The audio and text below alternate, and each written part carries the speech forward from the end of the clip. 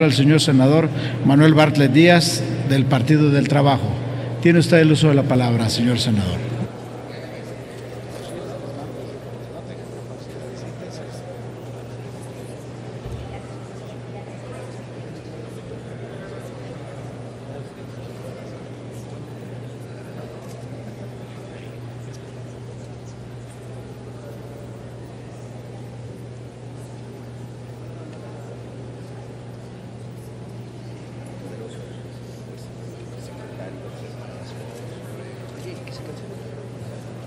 Con su venia, señor presidente.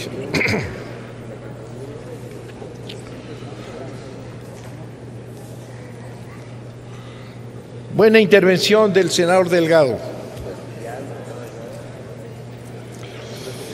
El Congreso de la Unión, en el mes de diciembre de 2014, aprobó la reforma constitucional en materia de endeudamiento de estados y municipios, y votamos nosotros en contra.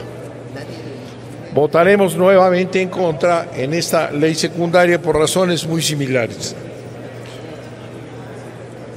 La Ley de Disciplina Financiera de Estados y Municipios, que deriva de la reforma constitucional, presenta los siguientes inconvenientes. Se trata de una reforma que no toma en cuenta la desigualdad presupuestal entre la Federación y los estados, ni las responsabilidades crecientes de las entidades federativas que impactan a la hacienda pública local. De los recursos fiscales que recibe la hacienda pública nacional, en el marco del sistema de coordinación fiscal, aproximadamente el 80% de los recursos se destina a la Federación y solo el 20% a los estados y municipios. Existe una distribución desigual de recursos que anula el federalismo mexicano. La reforma legal es para intervenir en las finanzas de los estados, y no solo en materia de deuda, porque al aplicar el mecanismo de deuda garantizada, la Secretaría de Hacienda revisa para autorizar la deuda de cada estado la totalidad de las finanzas locales.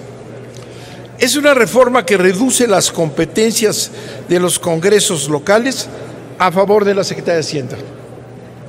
Es un pretexto porque se generaliza un problema focalizado en 7 estados, que son Baja California, Coahuila, Chihuahua, Nuevo León, Quintana Roo, Sonora y Veracruz.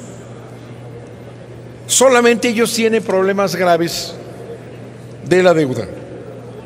Es una reforma antifederalista porque se incrementan las atribuciones del Congreso de la Unión y de la Auditoría Superior de la Federación en detrimento de los congresos locales y de las entidades de fiscalización de los estados.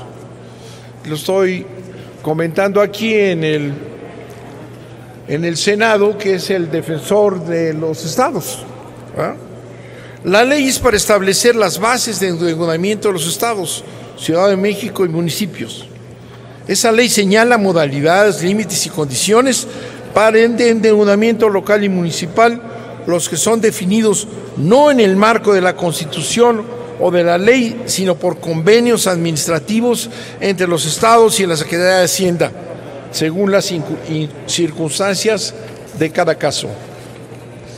En los estados no podrán disponer con soberanía de sus recursos propios, porque la ley se indica en qué deben gastar, fundamentalmente en cubrir las deudas y posteriormente en atender los programas prioritarios y sociales. Se parece al Banco Mundial. Es decir, se privilegia el pago a los acreedores financieros sobre las necesidades sociales de las poblaciones de los estados y municipios. El Congreso de la Unión seguirá aprobando el endeudamiento de la Ciudad de México. Existirá una comisión bicameral que analizará las estrategias de ajuste para fortalecer las finanzas de los estados, lo que faculta al Congreso de la Unión para intervenir en la autonomía de los estados y municipios. Otra interferencia. Existirá un registro público para la deuda de estados, Ciudad de México y municipios, pero no habrá un registro para la deuda de la Federación. Existe para los estados, municipios y Ciudad de México la prohibición para contraer deuda destinada a sufragar el gasto corriente. Y no existe la prohibición correlativa y expresa para la Federación, que nos tiene endeudados hasta la coronilla. Eso sí, no existe. La Auditoría Superior de la Federación podrá fiscalizar recursos de los estados y municipios cuando los recursos provengan de empréstitos que cuenten con la garantía de la Federación. Los empréstitos federales los aprueba el Congreso de la Unión por mayoría, mientras que los empréstitos locales para aprobar por los congresos por mayoría de 2/3. Es decir, la Federación no tiene límites por mayoría, los congresos locales tendrán que aprobar con una mayoría de 2/3. Se establecen limitaciones para la contratación de deuda de corto plazo para estados y municipios y no para la Federación. Es una reforma que suprime el poder de las entidades federativas para planear soberanamente su desarrollo y de dirigirlo hacia la preservación y garantía del interés general. En caso de incumplimiento de los convenios entre la Secretaría de Hacienda y los estados y municipios deberán pagar el costo asociado a la garantía de la deuda. Se elimina el secreto bancario, financiero y bursátil, porque la Secretaría de Hacienda podrá conocer el manejo de las cuentas y con ello la administración total de las finanzas de estados y municipios. El gran problema de endeudamiento en el país es federal y no estatal y municipal. El endeudamiento federal es el más grande de la historia de México y sin ningún pudor vienen aquí a poner límites a los estados que son muy relativos, como veremos. El origen del desorden en la deuda focalizada en algunos estados y municipios de la República obedece a la inexistencia del principio de división de poderes al interior de los estados. Los congresos locales y las auditorías superiores de los estados están controladas, cooptadas y compradas por los ejecutivos locales. Los ejecutivos en estados y municipios con problema de deuda han hecho uso de instrumentos financieros, bursátiles, mecanismos de inversión, fideicomisos, asociaciones público-privadas, con el argumento de que no se trata de deuda pública. Aquí lo estuvieron defendiendo a Moreno Valle en la sesión anterior, diciendo que no era deuda pública lo que es deuda pública. Todo ello con el propósito de eludir la fiscalización de los congresos locales y de la sociedad en su conjunto, diré yo. Estos instrumentos son deuda pública por el solo hecho de pagarse con el presupuesto público. Los congresos locales, como están subordinados a los gobernadores, han sido cómplices y omisos en el ejercicio de sus competencias de control hacia el Ejecutivo local. Lo que ocurre también en la Federación, vía fibras y toda clase de financiamientos que ocultan, ¿verdad?, los bonos educativos y demás instrumentos que se crean para eludir la fiscalización del gobierno federal y la miopía de la Auditoría Superior. Pero también este Congreso no canta mal en relación con los congresos locales, ¿eh?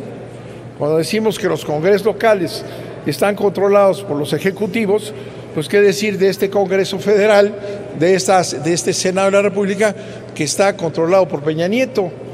Ya en la siguiente intervención nos iremos todavía más a fondo en este tema.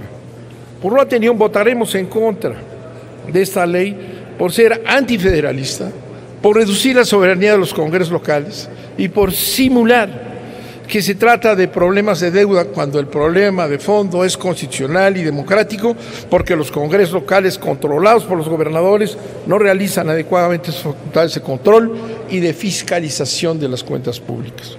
En lugar de esta ley, se debía fortalecer los congresos locales y los ayuntamientos, establecer que si el congreso local correspondiente no aprueba una cuenta pública, el gobernador o el alcalde deben ser destituidos de su cargo. En materia de sanciones es ridículo y repito, vamos a tener una segunda intervención en lo general en contra. Todo este asunto de la focalización ya lo discutimos cuando analizamos la reforma constitucional, les recuerdo, y dijimos, no es general, se aprovecha el asunto del escándalo de ciertos estados, ¿verdad?, para hacer un control absoluto y total del financiamiento de los estados en todo lo que puede significar.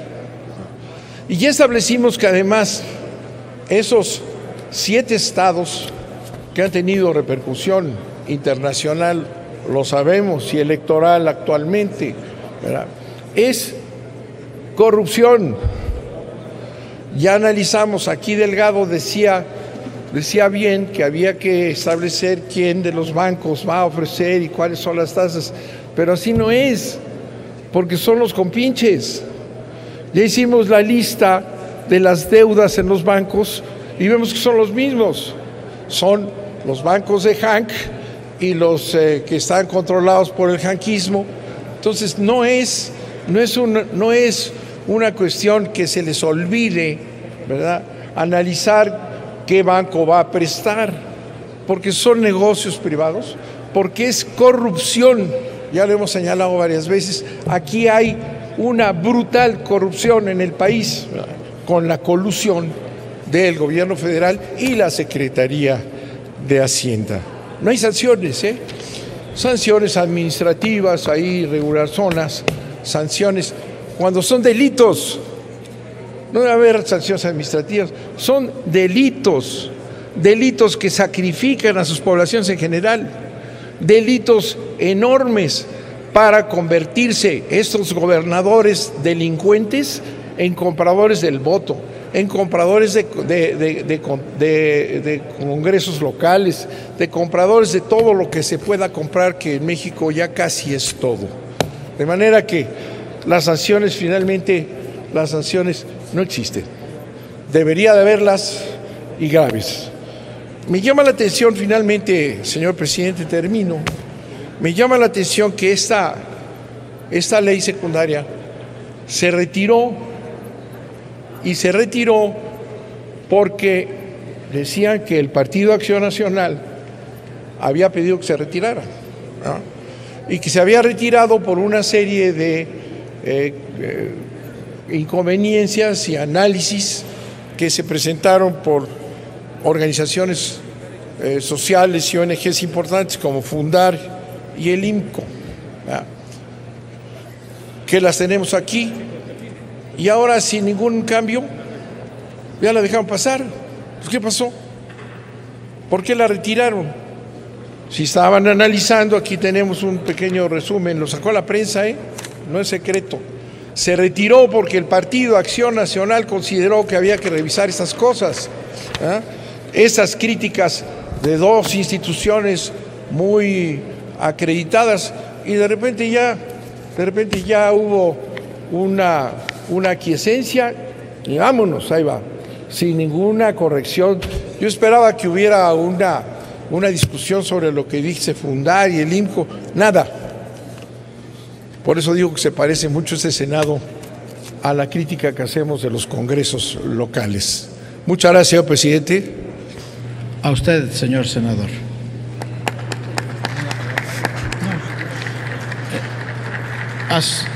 Desde su escaño ha solicitado. Gracias, señor senador. Pero es que me está citando a mí con una mano. ¿Ya no puede? No. Puede usted retirarse si es tan amable. No quiere que.